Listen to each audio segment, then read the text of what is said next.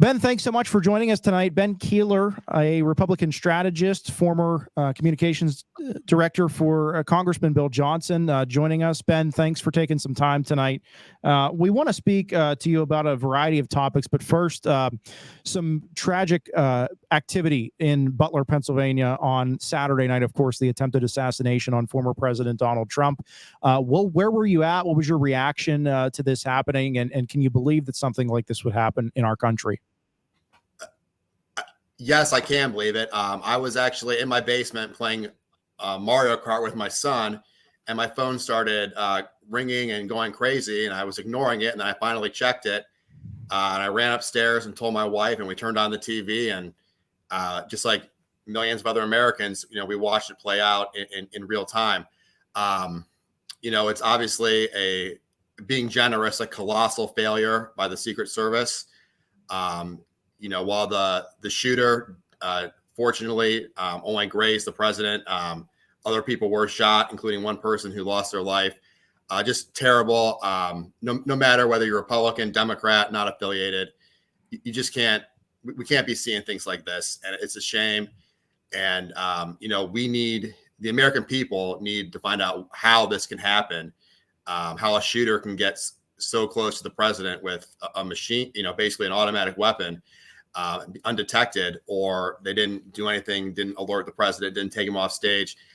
We deserve answers, but mainly, so this cannot happen again. And so after it happened, just about 24 hours later, the president came out with an Oval Office address on Sunday night asking to tone down the political rhetoric. Many people on both sides of the aisle have agreed that needs to take place. How can this be done in a way, especially during a heated campaign cycle where you have that campaign talk? You're going to criticize your opponent's record, maybe critique some of the things that they've done, but obviously not result to a point of threats and violence. Well, the president, the current president, did give the Oval Office address, calling for people to tamp down rhetoric. But, he and his campaign have been as guilty as anybody of, calling, President Trump a threat to democracy,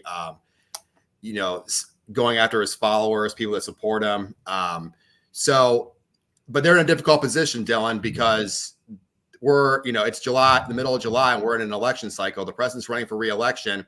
And one of their overriding themes is to, make President Trump unelectable to the American people, and through his actions, what he did when he was president, what he's done since. So they're in a tough position as how they're going to handle this. But for President Biden to say that he's never engaged, which he did say this, he hasn't engaged in that kind of rhetoric. There's lots of examples of him doing just that. And look. No one is blameless. Both sides have, escalated to this point. But for the president to say that, he hasn't done this or his campaign's not doing this it's not true. And speaking with that, it does fall on both parties. It falls on lawmakers. It falls on people involved in those conversations every day. Can you elaborate on that responsibility? And does it start at the top with, the president and the former president?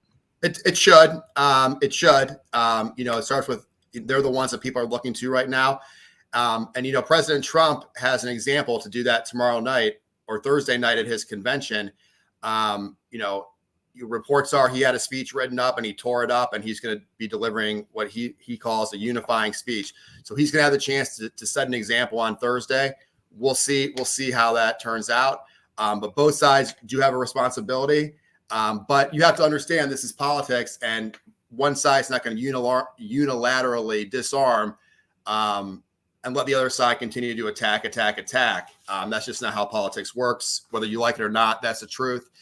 So, but we'll see. But the president, like President Trump, that is, has the chance on Thursday to deliver a unifying speech. Which, let's be honest, he's not the most unifying candidate we've ever had in this country. I think that's putting it mildly. But he has a chance to kind of turn over a new leaf, and we'll see what happens. And then President Biden will have his convention down the road, and we'll see if he follows suit. Talk about unification. That's something that I think we've seen in the last couple of days from the Republican Party in particular, who was the per se fragmented party over the last several years. You had people who were very in support of President Trump, and you had others who were not. They wanted somebody different. Do you believe that has kind of shifted as the RNC has unfolded this week? It seems to be. I think, when your candidate for president gets, shot in the ear at a rally, that will tend to kind of bring everybody together. Everything I've seen, everything I've read, there is a lot more unification at this convention than there was 8 years ago when it was in Cleveland. I think everyone right now, especially in the light of what happened, has, knows that it's time to come together. The job is to defeat President Biden. And the only way that can be done is if the Republican Party is unified. And typically over the last, how many ever years it's been, I would say since President Trump came down the escalator in 2015 in New York, the Republicans have been the divided party. You've had people that were, really big fans of the president. You've had, the quote unquote never Trump people, and the Democrats have stayed united. Now it seems to have, and really since the debate in Atlanta at the end of June, we've seen that shift where the president is having trouble consolidating his own party. 2/3 of the Democrats wish they had a different candidate. And now the Republicans seem to be the ones that are all aligned. You mentioned a group of people, never Trumpers, and never Trump people. And one of those is now the vice president candidate for the Republican Party, J.D. Vance, one-time critic of Donald Trump now. And he has openly come out and admitted that. But he said after he saw him run that first campaign and eventually be elected, he kind of changed his mood with that. What did you think of President Trump's selection of Ohio Senator J.D. Vance, who had only been on the job 18 months, as now his running mate? Well, first of all, it's a big boost in the arm for Ohio, and especially for the people of East Palestine. It'll make sure that issue remains in the news. There was a lot of smoke around J.D. Vance that he would be the pick for the last couple months.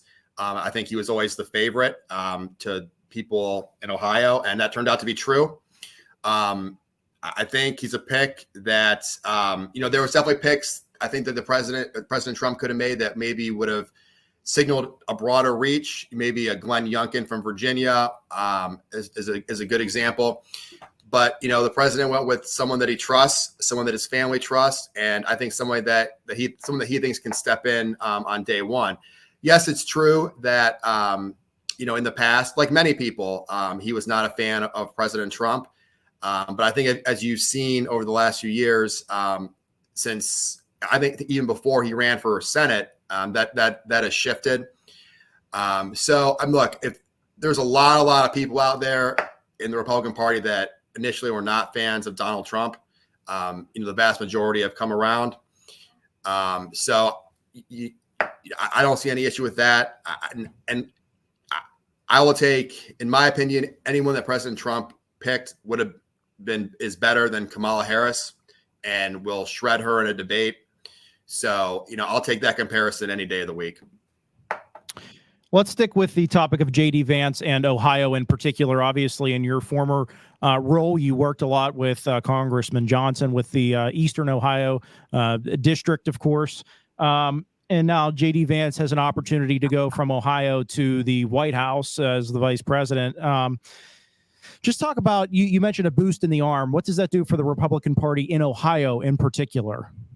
I think first and foremost, it's a morale booster. It could help with fundraising when you have one of your own propelled to the national stage. If he wins, of course, if President Trump and J.D. Vance are elected in November, Senator Vance will resign his Senate seat, and then Governor DeWine will get to appoint a senator that will have to run for the remainder of his term in November of 2026. So they'll basically have 2 years. So if we're fortunate and President Trump and J.D. Vance are elected, it's going to set off a lot of musical chairs and a lot of behind the scenes maneuvering of politicians in Ohio that would covet that seat. There's been a ton of names already out there. I don't think we should put the cart before the horse. They've got to win the election first. Otherwise, that seat doesn't become vacant. So, but the palace intrigue, if they win, will immediately start in November. And we would expect, I would expect that if they do win, Senator Vance would resign sometime between the counting of the electoral votes on January 6th and the time they're sworn in January 20th. So sometime in that time frame, he would resign, and then the governor would get to appoint someone for basically 2 years. And I appreciate you detailing that a little bit, because many people do obviously go to, is there going to be another special election? No, it would be that Governor DeWine would appoint someone to fulfill the rest of J.D. Vance's term. No. There will be a special election in November 2026. And then that person would have to run, if they choose to run for a full term, would have to run again in November of 2028 for a new term. Okay. There will be a special election, just not immediately. Immediately. Thank you. Right. One more thing on J.D. Vance, not a career politician. He came along later. Of course, many might know about his story of childhood growing up in Middletown, Ohio. He wrote the book Hillbilly Elegy about it. JD's only been on the job as a senator for just under 2 years, and he's 39 years old, though, which the youth aspect might be appealing to some, with obviously President Biden and former President Trump both being older. So to have someone younger on that ticket might be appealing. What are your thoughts on Vance's experience and age and how that might shift voters as they campaign? Honestly, Dylan, I don't think it's going to have too much of an impact. I think every 4 years people analyze these picks for vice president and they say, oh, this person's going to help here, or this person can help here. And maybe a little bit around the margins it does. Especially in this election, you're either voting for President Trump or you're voting against him. I just don't see that having a huge impact. I think there are some people that maybe could have made a little more of a difference. I just don't see Vance really kind of moving the needle positively that much or negatively. Obviously, the Trump campaign is going to have him camp out in the Midwestern battlegrounds, Pennsylvania, Michigan, Wisconsin, maybe into Minnesota. So, we'll see. But, Kamala Harris only had 2 years in the Senate or a couple years in the Senate I think 3 years in the Senate when she was selected as vice president. So, hopefully that the vice president never has to become president. So I just don't think it's going to make a huge deal either way. Let's talk a little bit about a different Senate race that is taking place right now. Bernie Moreno taking on incumbent Sherrod Brown. Moreno, of course, defeating Matt Dolan and Secretary of State Frank LaRose in the primary. What have you been hearing as you travel around and speak with some of the folks in the Republican Party about how Bernie is stacking up against the current senator? Well, first of all, Dylan, I think over the next 3 to 4 months, every single person in your viewing audience is going to be overwhelmed by the number of ads they're seeing on your station, on every station, on radio, newspaper, anywhere you can think of, digital. This will be one of the most expensive Senate races in the history of the country. Neither candidate will lack for resources. It could determine the majority moving forward. Sherrod Brown has proven since he was first elected to the Senate in 2006. He's a good campaigner. He's run good campaigns. Now he's been very fortunate. He ran in the 2006 Democrat wave. He ran the 2012 Obama win, and then he ran in 2018, which is also Donald Trump's first midterm, which was a Democrat year. So he has run in very favorable cycles. This is probably will be the first time he is not. I think we all expect him to outrun President Biden. The question is by how much. I think, generally speaking, everyone, safely assumes that President Trump is going to win Ohio. He won by 8 in 2020. President Trump wins Ohio by 8 this year. Sherrod Brown is going to be in a coin flip.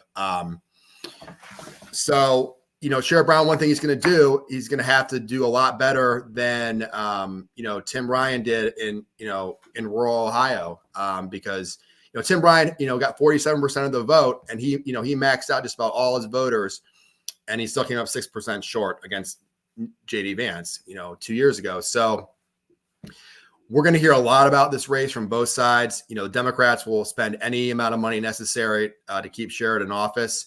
But Republicans should not underestimate him at all. You know, I've worked with his staff. They're hardworking people. They're smart, and you never count out an incumbent senator. So we shall see. But it's going to be expensive, and it's going to be a close race either way. I want to take a few minutes and talk about the seat that you used to work with closely. That's Ohio's 6th Congressional District. Michael Rulli wins the special election in June. He's now been on the job for just under a month, taking over for former Congressman Bill Johnson. What have you what have your thoughts been on how that all unfolded, particularly that race being close for a while on election night for that special election before Rulli pulled away at the end? And they'll of course, face off again in the general election in November to take on that next term. Sure. So what we've seen since Donald Trump was first elected is that Democrats have overperformed in special elections across the country, pretty much uniformly. This was the case of that. Michael Rulli's opponent, Michael Kripchak, you know, he was out there working hard. He had signs up everywhere. He was going to events. You know, he really worked hard. And, you know, I think for him to get 45% or whatever it ended up being, it was right around there, was a pretty damn good showing. You know, the Rulli campaign, you know, didn't do a whole lot. I think they knew that the Republican slant of the district would carry them to victory. And their calculation was right. It did. It wasn't a pretty victory. I don't think anyone on their team could be happy. I mean, they won, but to only win by, you know, 9 points in a district that the Republicans, you know, Bill Johnson had been winning, you know, with huge margins, should have been a wake-up call. I think, you know, in November with a full turnout, a regularly scheduled election with Donald Trump on the ballot, you know, the race will not be as competitive as it was as we saw in June. But I know there's a lot of people surprised about the final outcome, but I really wasn't, because you had one candidate that was working really, really hard, and you had one that really wasn't working that hard, and that was the end result.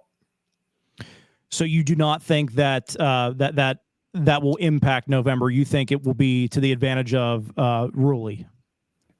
Yeah, I think with the turnout in November, with the president on the ballot, and with that congressional district going to vote so much in favor of Donald Trump, as opposed to a very random June election with nothing else on the ballot. Yeah, I think he'll be fine.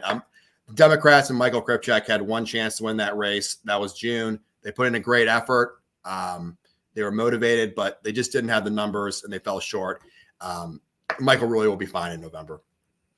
We're talking to Ben Keeler about all that's happening in the world of politics. Ben, a Republican strategist now, a former employee of Congressman Bill Johnson.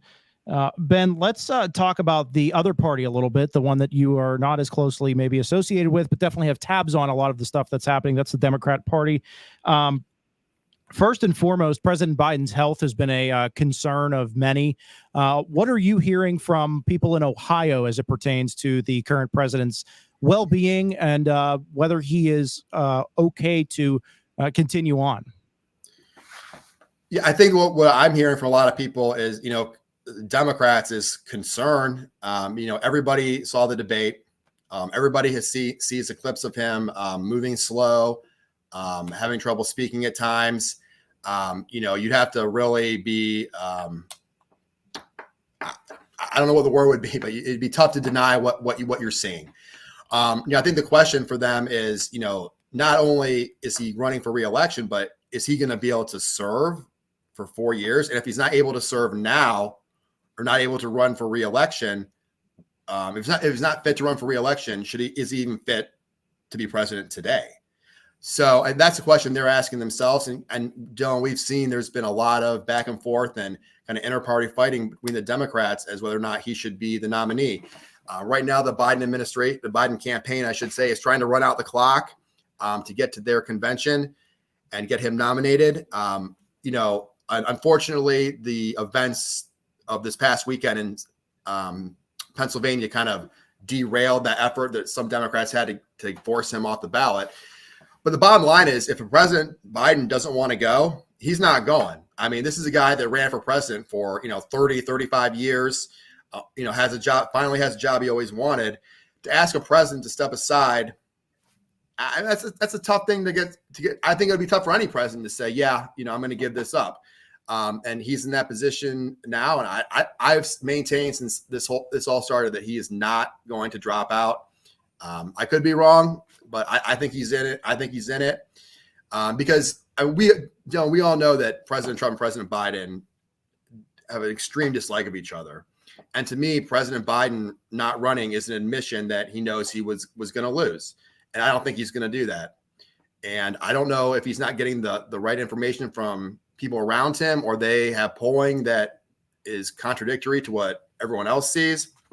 But I don't think he's going anywhere. Look, if I was a Democrat, I'd be really, really concerned, because there's still 4 months till the election. So you don't know what's going to happen. You don't know what kind of mistakes he could make. You just don't know. I mean, every day you have to hold your breath, and that's no way to run a campaign. And can he run the campaign he needs to run in the battleground states? I don't know the answer. Right. And in talking about the future, I think it's interesting when you compare the two parties. The Republicans seem to have done a good job over the last several years of kind of preparing for the future. Some argue that the selection of J.D. Vance is already proof of that by having someone that might be ready to step into those shoes in 4 years. The Democrats, on the other hand, seem like they've maybe not taken that as serious during the last 4 years. What do you think the landscape looks like for both parties, not in this cycle, and a lot can change, obviously. A lot can happen. But right now you have two men who would only be able to serve for 4 years at the most. And so it's a quick turnaround once again for both parties. Yeah. So no matter who wins in November, basically the next day, the 2028 election is going to start, because they're both be lame ducks from the moment they're sworn in. So yeah, the Democrats in the 2010 and 2014 elections, especially, the Democrats had a lot of young representatives and senators knocked out of office. And I think they've slowly recovered, but it's been a long road back. I think, right now Republicans have, a few more younger candidates, but by 2028, there'll be people running on the Democrat side that we're not even talking about right now. We all hear the same names right now, Gavin Newsom, Pritzker, the governor of Illinois, Governor Whitmer of Michigan. I would think Bernie Sanders would be too old to run again, but who knows? So, you just don't know. I said, when Donald Trump first ran in 2016, do you think anybody would have thought that he'd be picking J.D. Vance, now? So anything can change, but I think the most important thing is that, and I just don't know if America is, really ready that, once the next president is sworn in, whoever it is, we're going to be doing this exact same thing again, only it's going to be on both sides. And we'll kind of wrap up with this, with the RNC concluding this week. That'll wrap up the official business for the party. Now it'll shift more on the campaign trail, and Trump and Vance will hit that campaign trail together for the first time this weekend. They're scheduled to appear in Grand Rapids. But what do you think that campaign looks like, especially considering the events of last Saturday? Do you think it's going to be continue to go for these rally type events? And do you think that's going to be effective? I do. I think there'll be more. Obviously, I would assume moving forward, they're going to be at indoor venues. But that's that's one of President Trump's hallmarks, and he likes the big rallies, and that's going to be his thing. Dylan, we have a lot of people saying, this election is over, or, whatever. This election is not over. We have, in my opinion, 4 or 5 battleground states that are going to determine this election. And 400,000 voters in those states are going to determine this. I think this is a very close election. I think if the election was this Tuesday, I think President Trump would win. But the election is not this Tuesday. A lot can happen. What have we seen in the last 3 weeks? We've seen the debate. We've seen an assassination attempt. We've seen Supreme Court rulings. We've seen this, Trump's case in Georgia get thrown out of court. So, and that's just happened in the last, 14 to 21 days. So a lot's going to still happen. I think at the end, partisanship is at an all-time high. I think people are going to go back to their camps. and it's going to be determined by people that maybe didn't vote for President Trump in 2020. Will maybe they didn't because of COVID or because of whatever. Are they going to come back and vote for him in 2024? If the answer is yes, then he's probably going to win. But I don't believe anybody that's saying this election is over, because it is not over. I mean, Michigan, Wisconsin, Pennsylvania, Georgia, and Arizona, those 5 states are going to determine the next president.